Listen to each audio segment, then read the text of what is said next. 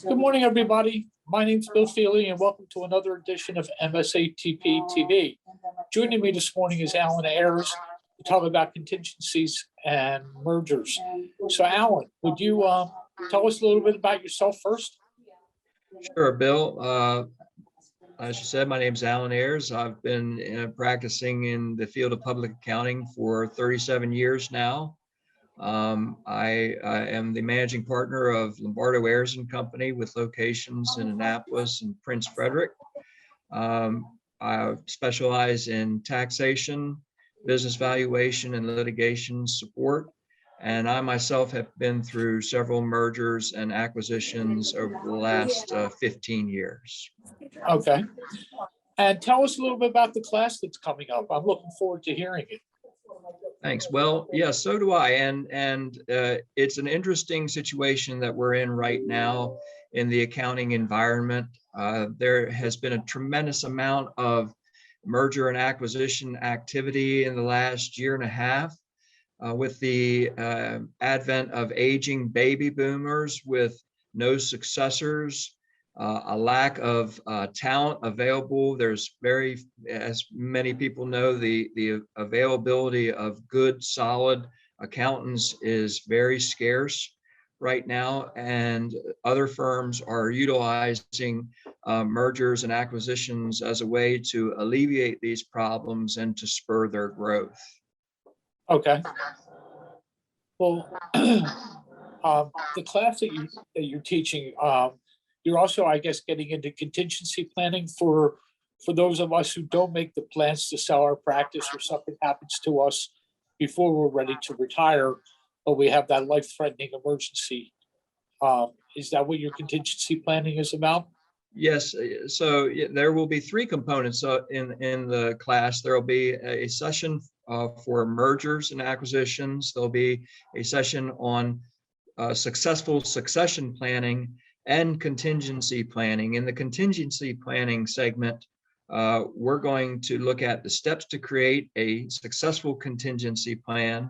We're going to provide sample letters for short-term, long-term, or permanent events that may affect a practitioner's practice. And we will also provide a sample draft practice continuation agreement for practitioners who are like-minded and practicing solo and want to have the peace of mind that should something happen to them, that their practice will be able to continue and that they will be able to keep the business moving forward in the event of some catastrophic event. Right. Well, very good. When you talk about the mergers and acquisitions, are you going to address both the acquisition, acquiring new practices, or primarily geared with people getting rid of their practices? Well, we're going to do both, actually. So, we're going to look at the practitioners who have come to a point where they can't do what they want to do anymore as a result of just the basic environment that the profession has taken. This mergers and acquisitions event where we have had so many people moving into a merger or being acquired, I think is a lot to do with the fact that we've had so much going on with the COVID-19 pandemic. We've had, the triple P loans, we've had the ERTC, employee retention tax credit issues. We've had the CARES Act. We've had so much being thrown at us that it's kind of like taking a drink from a fire hose. And we've had a lot of practitioners who have come to us as far as saying they're just throwing their hands up in the air and saying, I can't take it anymore. It's too much for one person. And we need to be able to have a deeper bench in order to run our practices the way we want to. So, what I'm going to address in the class is how to do a merger, asking the right questions of a merging firm, whether you're acquiring or you're being acquired or it's a true merger. Do mergers work, and why do some firms resist them? What are the different types of mergers, and how do we negotiate these different types of mergers? And what makes a firm attractive for a merger, and what doesn't make a firm attractive in a merger situation? Okay. What about the acquisition side of things? The same thing? We're looking at that? Sure. So if the practitioner is in the field for acquiring a practice, one of the things that I would cover is, what are the key performance indicators that we should be looking at when we're acquiring a practice? What are the hot spots that you may run into in the acquisition? What is the firm culture? Culture is such an integral part of having a successful, whether it be merger or acquisition, a successful event occur. We're going to be looking at that. And we're going to be looking at other factors that make these types of transactions successful. Okay. And along with the contingency planning, one thing I just want to remind our members is that the society has an assistance program. So if you have not done your contingency planning and you run into a jam, contact the society, because we'll reach out to other members to try to keep your firm alive till you can get back. We just had one last week.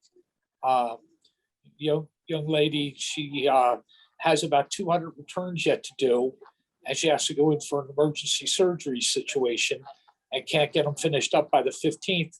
And she was reaching out for help, and we had 9 members step up that they would be willing to help her out to get her through this. So those are the kinds of things that the society can do for you, but there's no replacement there for doing effective contingency planning yourself. You should dot your I's and cross your T's ahead of time, just to make sure, because none of us are immune from that kind of thing. And with the pandemic, you could get COVID-19 and be hospitalized for a period of time. And if that happens right before the filing deadline, your clients aren't being taken care of. And that's really what the main thing of contingency planning is making sure your clients have some kind of backup solution to take care of them in the event anything happens to you. So anything you want to expand on that? Am I misleading in any way in that? No, not at all. I mean, there are several steps that should be taken in making a successful contingency plan. And one of the things that we've talked about is forming practice groups where like-minded practitioners can get together and discuss what they're doing, and getting a feel for each other, so that if they did want to put a succession planning agreement or a practice continuation agreement in place, that everybody's on the same page. They know where to go to find the important data. They know how this practice is set up and what systems are in place. All of this needs to be recorded. It all needs to be documented, and it all needs to be communicated. Sure, as well as key employees, if you have any, because some of our practitioners, while they're solo practitioners, they also have some key staff that works for them, and trying to make introductions and things like that, so your key staff knows who your contingency help is going to be, could also be a very important step to make. Right, and part of that contingency plan could be to take those key employees and develop a succession plan for them. And we talk about that as to what are the requirements for a good succession plan? Why are accountants deficient at succession planning? And we also provide a step-by-step approach to successful succession planning. It's a 14-step process that makes the succession seamless. And this is an area that, if you're lucky enough to have a key person working for you who's 10 years younger than you are, then that's a certain way to be successful in transitioning your practice, and even making sure that you get paid for the practice when you're ready to hang up your adding machine. Sure. Well, thank you very much for this information. Is there anything else that you want to share with us? Well, we've got a lot of information, I think, that is helpful for Anybody who's interested in these subjects, it's probably more information than we'll be able to cover in a 2-hour period, but we're going to do our best to get through it. And I think there's a lot of very useful and helpful information for anybody who attends the class. All right, well, thank you very much, Alan. I appreciate you stopping by this morning to talk to us. Alan, why don't you tell us a little bit about your class and what your date is for your class and everything? Sure. So the class is October the 21st at 1 o'clock in Columbia, and it's a 2-hour class. We've got a lot of information to cover, probably more information that is allowable for the 2 hours that we'll have together, but we're going to do our best to get through all of it. And I think a lot of people will find the information very useful if they're interested in mergers, succession planning, or contingency planning. All right, well, thank you very much, Alan, and I appreciate you stopping by today and joining us for another edition of MSATP TV. Thank you.